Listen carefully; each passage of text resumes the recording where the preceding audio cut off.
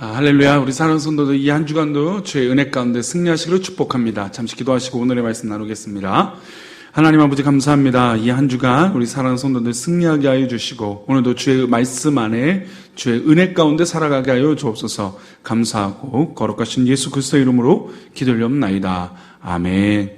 네, 오늘의 말씀은 에스겔 17장 6절의 말씀입니다. 제목은 우리의 믿음의 뿌리라고 하는 제목으로 말씀 나누겠습니다. 에스겔 17장 6절입니다. 함께 읽을까요?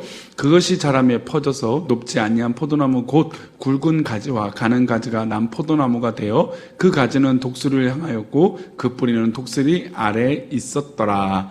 아멘. 우리나라 말은 끝까지 들어야 안다, 들어봐야 한다라고 하는 말이 있습니다.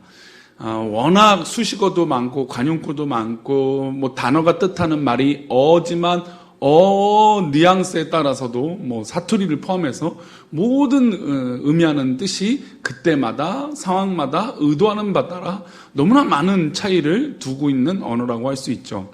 그래서 그 말을 끝까지 들어봐서도 이해가 안 되면 그 사람이 왜 그렇게 말을 했는지 의도를 물어보기도 하게 됩니다. 근데 그렇게 해도 끝까지 들어봐도 정확하게 이해하기 어려울 때가 있죠. 왜냐하면 숨겨진 의도가 있기 때문이에요. 저 사람이 어떤 의도가 있을까? 그래서 사실 근데 사람 사이의 관계에서 불편할 때는 바로 이거예요. 저 사람이 어떤 숨겨진 의도가 있는 게 아닐까? 어떤 속마음을 가지고 있는 것은 아닐까? 뻔한 저 속마음, 그런 마음 때문에 상처를 받고 오해가 생기기 때문이라는 것이죠. 그래서 오늘 본문 말씀이나 성경을 읽다 보면 마치 지금 우리 말을 이해하기 어렵고 숨겨진 의미가 있는 것처럼 성경을 읽을 때도 그 숨겨진 의미 아니면 좀 더 깊이 묵상해야 되는 말씀들이 있습니다. 게다가 예수님은 이 땅에 오셔서 복음을 전파하시고 말씀을 전파하실 때 우리들의 이해를 돕기 위해서 예화와 비유로 말씀하신 경우도 있죠. 근데 예화와 비유도 말씀에서 설명해 주지만 우리가 납득하거나 이해가 되지 않을 때도 있다라는 것입니다.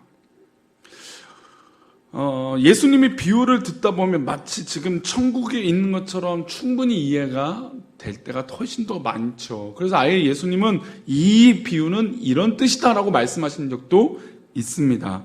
그럼에도 불구하고 이 미련하고 연약한 우리 인간들이, 사람들이 또 우리들이 하나님의 말씀, 주의 말씀을 그 있는 그대로 받아들이지 못할 때가 있다라는 것이죠. 사실은 오늘 본문 말씀이 그렇습니다. 되게 쉬운 예화와 비유로 말씀하고 있는데도 불구하고 이 본질을 깨닫지 못하고 하나님의 뜻을 깨닫지 못하고 자꾸 잘못된 선택을 하는 그런 유다와 또 특별히 시드기야 왕에 대하여 이야기하고 있는 것이죠. 오늘 읽은 본문에서는 하나님은 비유로 에스겔 선지자에게 말씀하십니다. 에스겔은 하나님께 받은 비유를 이스라엘 백성들에게 설명과 전하는 것을 감당하게 되죠. 오늘 본문은 사실은 비유가 어렵지 않아요. 어떤 비유냐면 2마리 독수리와 백항목 높은 나무가지 그리고 포도나무가 나옵니다. 2마리 독수리 중 크고 화려한 독수리가 백향목 연한 나무가지를 가져다가 넓은 물가에 심습니다. 근데 그곳에서 뭐가 자라냐면 포도나무가 자라요. 여기서 말하는 크고 화려한 독수리는 누구를 상징하냐면 바벨론 느부갓네살 왕을 상징합니다. 왜 그럴까요? 이 바벨론은 남유다를 멸망시키고 그때 패권을 차지했던 민족이기 때문이에요. 그래서 성경은 하나님께서는 비유로 그를 크고 화려한 독수리로 상징적으로 말씀합니다. 그러면 그곳에 심겨져서 자라나는 포도나무는 어떨까요? 바로 하나님의 택한 유다 백성들이에요. 즉, 이 독수리가 나무가지를 물어다가 옮겼죠. 왜 이 옮긴 게 무슨 말을 상징한 겁니까? 포로로 잡혀서 옮겨졌던 것이죠. 근데 남유다가 멸망을 받았지만 느부갓네살에 의해서 바벨론 포로로 간 거예요. 즉, 독수리가 나무가지를 물어다가 심어줬어요. 근데 그 심겨진 나무가 어떻게 됩니까? 잘 자랐어요. 그게 바로 포도나무가 된 것이죠. 이 과정이 다 하나님의 뜻입니다. 그런데 유다에는 새로운 왕을 세우게 되죠. 이 왕 가운데, 이 상황 가운데, 그러니까 여호와긴이 바벨론 포로로 왕으로 잡혀갔는데 그 다음 이 바벨론에서 누구를 왕으로 세우냐면 시드기야를 왕으로 세우게 됩니다. 상황적으로 그렇게 돼요. 시드기야는 자신을 세운 바벨론을 잘 섬기도록 아마 협박 또는 교육을 받았을 겁니다. 왜냐하면 그 당시 패권을 지배했던 바벨론의 눈치를 당연히 봐야 됐고, 자신을 세웠던 이 어떤 그런 이 역사적 배경이 바로 바벨론에 있기 때문입니다. 그런데 문제는 어디서 왔냐면, 이 크고 화려한 독수리가 나뭇가지를 심을 정도로 영향력을 갖고 있는데, 이 시드기야가 그 말을 듣고 하나님 뜻 가운데 살아야 되는데 자꾸 다른 데 눈치를 보기 시작하는 게 문제의 발단입니다. 6절 말씀을 다시 한번 볼까요? 그것이 자라매 퍼져서 높지 아니한 포도나무 곧 굵은 가지와 가는 가지가 난 포도나무가 되어 그 가지는 독수리를 향하였고 그 뿌리는 독수리 아래에 있었더라.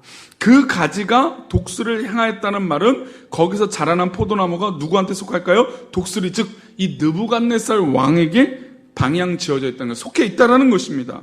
그리고 그 뿌리 위에 뭐가 앉았습니까? 독수리가 앉았다는 것이죠.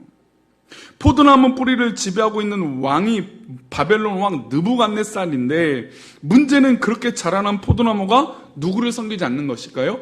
바벨론 느부갓네살 섬기지 않는 게 문제예요. 물론 역사적으로 패한 민족이 자신을 지배하는 왕을 섬긴다라는 건 쉬운 것이 아니에요. 그런데 이것은 어떤 관점으로 봐야 되냐면, 그냥 단순히 일제 압제가 대한민국, 대한제국을 압제했던 그런 이 차원보다도 지금은 유다 백성이 하나님의 심판을 받은 관점이에요. 그리고 그 관점 가운데 이방인 왕의 그 힘을 쓰시게 되죠. 그게 바로 바벨론이잖아요. 그 바벨론이 남유다를 멸망시켰다면 지금 이 내재적 아래에 어떤 지금 섭리가 있는 걸까요? 하나님의 섭리가 있는 것입니다. 그런데 바벨론 왕을 섬기지 않는 거예요. 10절 볼까요? 볼지어다 그것이 심어졌으나 번성하겠느냐, 동풍이 부딪힐 때 아주 마르지 아니하겠느냐, 그 자라던 두둑에서 마르리다 하셨다 하라. 또 한 마리 독수리가 있는데 이 포도나무가 다른 독수리에게 물을 받으라고 가지를 펼쳐요. 뿌리도 다른 독수리를 향하고 있어요. 이 뿌리가 다른 독수리는 어디냐면 바로 이집트예요. 이게 지금 제 그 예언서, 즉 이사야, 에레미야, 에스겔 선지서를 계속해서 잘 들으신 분들은 기억할 거예요. 지금 남유다를 비롯한 위정자들, 그 다음에 남유다의 왕들이 이 바벨론의 공격에 앞서서 하나님께 회복하고 회개하는 게 1번이에요. 그것이 되어져야 되는데 그것을 하지 않았습니다. 그러면 당연히 심판을 받겠죠. 회개하지 않았으니까. 근데 이 회개하는데 섭리가 누구의 힘이라고 했습니까? 하나님의 힘이 내재적으로 지금 섭리하고 있어요. 지금 하나님께서 바벨론 왕을 들어서 남유다를 심판하고 계시는 겁니다. 그러면 지금 이 모든 화살과 방향은 이 바벨론에게 꽂혀져 있어요. 그런데 여기서 위정자들이나 이 정말 백성들을 사랑하지 않고 하나님의 뜻을 두려워하지 않은 위정자들, 정치인들, 또 왕이 애굽의 힘을 빌어서 이것을 타개해 보려고 했던 것입니다. 그런데 하나님은 이것을 너무너무 싫어하셨어요. 왜냐하면 이 모든 가정 가운데 하나님의 섭리로 회개하길 바라셨고 회복되길 바라셨는데 기회를 계속 주는데 자꾸 인간의 힘을 빌어서 다른 곳을 찾고 있었기 때문입니다. 그런 것 때문에 이 이집트를 향하고 있으니까 하나님 보실 때 어떨까요? 결과가 어떻게 될까요? 9절과 10절입니다. 다시 한번 볼까요? 너는 이르기를 주 여호와의 말씀에 그 나무가 능히 번성하겠느냐. 그러니까 나무가 번성할 수 없다는 겁니다. 왜냐하면 애굽을 바라봤자 소용이 없다라는 것이죠. 이 독수리가 어찌 그 뿌리를 빼고 열매를 따며 그 나무가 시들게 하지 아니하겠으며, 그러니까 이 애굽의 어떤 이 독수리는 오히려 이 유다를 망하게 한다는 것이에요.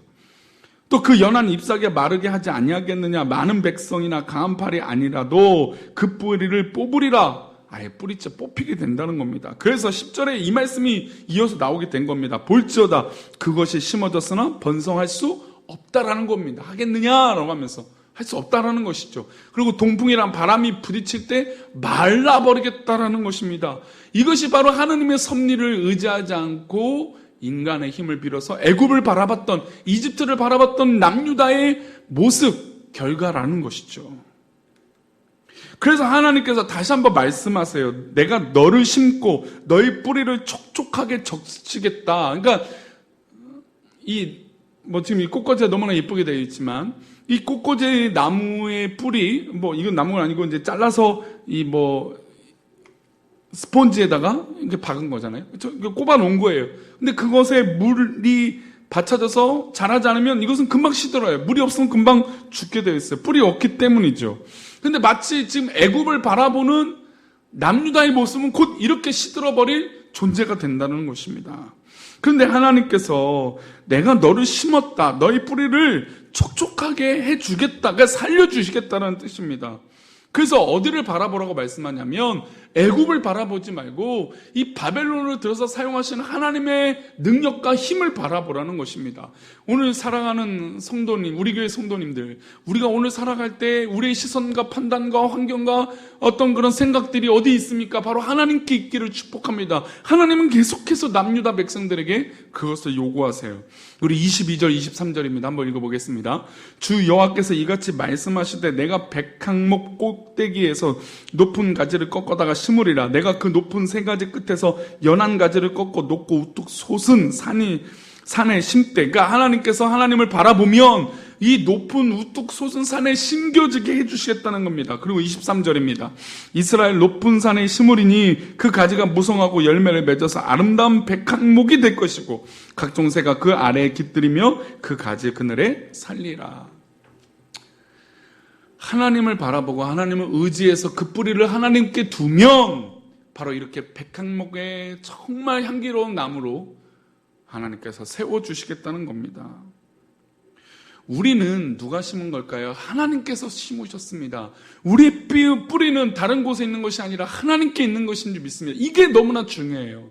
하나님께 심겨진 우리가 다른 것을 바라보는 것이 아니라 하나님을 바라보고 하나님만 믿고 나아갈 때 하나님께서 그 모든 것을 풍성하게 역사하여 주시겠다는 것이죠. 그러니 우리 사랑하는 성도님들의, 우리 교회 성도님들의 뿌리가 어디 있습니까? 성도님들의 뿌리가 어디 있어요? 오늘 우리가 살아가는 환경과 모든 배경 가운데 우리 뿌리가 어디 있습니까? 하나님께 있기를 축복합니다. 하나님께 뿌리가 있을 때 하나님께서 그 열매를 아름답게 맺게 해주실 줄 믿습니다. 때를 따라 비를 내리게 하시고 바람과 모든 공기와 모든 토양의 조건들을 하나님께서 나도 모르게 완벽한 것으로 인도하여 주실 줄 믿습니다. 그러니 우리가 애굽을 의지하는 인간적인 방향으로 뿌리를 내는 것이 아니라 온전히 하나님 기뻐하시는 자리에 뿌리를 내려 영광의 자리에 있는 우리 모든 사랑하는 우리 교회 성도 되시기를 축원합니다. 오늘 하루도 이 한 주간도 하나님 앞에 뿌리를 내립시다. 그렇게 사시기를 축원합니다. 기도하겠습니다. 하나님 아버지 감사합니다. 오늘 하루도 우리가 살아갈 때 주의 은혜 가운데 그 뿌리를 내리게 하여 주시고 주의 영광 가운데 살아가는 우리 귀한 사랑하는 성도들 되게 하여 주옵소서. 우리의 뿌리가 어디 있는지 고민하게 하시고 우리의 뿌리가 늘 주의 믿음의 자리에 있게 하여 주옵소서. 함께 하실 것을 믿사오며 거룩하신 예수 그리스도 이름으로 기도 올리옵나이다. 아멘.